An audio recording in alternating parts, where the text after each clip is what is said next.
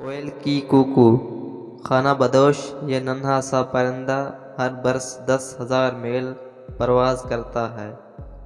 اگر آپ صبح سویرے سیر پر جاتے ہیں تو آپ نے درختوں کے قریب سے گزرتے ہوئے ایک پرندے کی خوبصورت اور سریلی آواز ضرور سنی ہوگی۔ دل کو چھو لینے والی یہ آواز ایک لمحے کے لیے رک پلٹ کر دیکھنے پر مجبور کر دیتی ہے۔ یہ خوبصورت آواز ایک چھوٹی سے پرندے کوئل کی ہے۔ کوئل اور ہر گھنٹے کے بعد کوئل جیسی آواز نکالنے والا کلاک اب ماضی کا حصہ بنتے جا رہے ہیں۔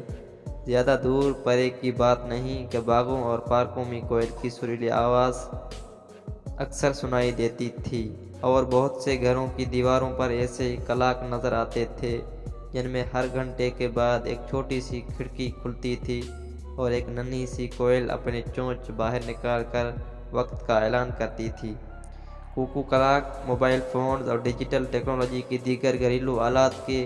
بھینٹ چڑھ چکا ہے، جبکہ آپ وہ ہوا کی تبدیلیاں ہمارے باغوں اور پارکوں کو کوئل کے سریل نغموں سے محروم کر رہی ہیں۔ جنوبی ایشیا میں کوئل کی آبادی میں کتنی کمی واقع ہوئی ہے، اس بارے میں مستند اعداد شمار دستیاب نہیں، لیکن برطانیہ میں گزشتہ دنوں ایک مطالعے سے پتہ چلا ہے کہ 1995 عیسوی کے مقابلے میں 2010 عیسوی میں اس خوش الحان پرندے کی تعداد آدھی ہو چکی ہے۔ کم ہی لوگوں کو یہ علم ہے کہ کوئل ایک خانہ بدوش پرندہ ہے اور وہ خوراک کی تلاش اور موسموں کی سختیوں سے بچنے کی خاطر ہر سال ہزاروں میل کا سفر کرتا ہے۔ یورپ میں یہ ننھا پرندہ افریقہ سے طویل سفر کے بعد وہاں آتا ہے اور سردیاں شروع ہوتے ہی واپس پرواز شروع کر دیتا ہے۔ آپ کو یہ حیران کر یقیناً حیرت ہوگی کہ یہ ننھی سی جان ہر سال 10,000 میل سے زیادہ پرواز کرتی ہے، اور اس سے بھی زیادہ حیرت انگیز بات یہ ہے کہ شمالی امریکہ کے سفر کے لیے یہ پرندہ 4,000 میل کی ایک مسلسل اڑان میں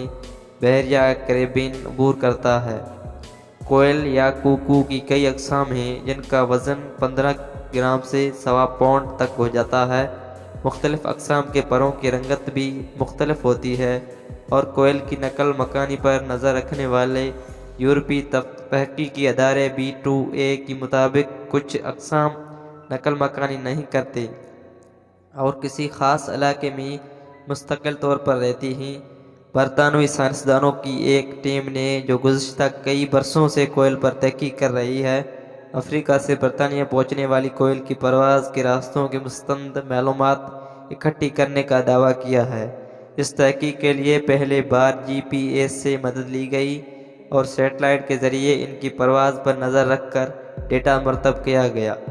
ٹیم کے سربراہ ڈاکٹر فل ایٹکنسن کا کہنا ہے کہ اپنی تحقیق کے لیے انہوں نے پچھلے سال مئی میں نورفولک علاقے سے 5 نر کوئل پکڑے اور پھر ایک خصوصی چھوٹے GPS کو ان کی بازو کے ساتھ باندھنے کے بعد آزاد کر دیا گیا، جس کے بعد ان کی پرواز کا ریکارڈ مرتب کیا گیا۔ ڈاکٹر ایٹکنسن کا کہنا ہے کہ ان 5 میں سے 2 پرندوں نے، جن کے نام لاسٹر اور کرس رکھے گئے تھے، خزاں کا موسم شروع ہوتے ہی اپنی واپسی کی پرواز شروع کی اور وہ مختلف راستوں سے اٹلی اور اسپین سے گزرتے بحیرہ روم کے اوپر سے پرواز کرتے ہوئے افریقہ کے صحرا اعظم میں داخل ہوئے اور سردیوں کے آغاز پر ایک برساتی جنگل میں پہنچ گئے۔ پھر جب موسم بدلنا شروع ہوا تو انہوں نے واپسی کے سفر کا آغاز کیا اور مختلف راستوں سے گزرتے اپریل کے آخر میں برطانیہ میں فورونوک کے اس 80 علاقے میں پہنچ گئی، جہاں سے 1 سال قبل انہیں پکڑا گیا تھا۔ پرندوں پر ایک اور حالیہ تحقیق سے معلوم ہوا ہے کہ 1995 عیسوی سے یورپ میں کوئل سمیت پرندوں کی دوسری کئی اقسام کی تعداد مسلسل گھٹ رہی ہے۔ ان میں قمری، فاختہ، بلبل اور ممولے بھی شامل ہیں۔ ایک اندازے کے مطابق برطانیہ میں ہر سال کوئل کے 10,000 سے 20,000 جوڑے درمیان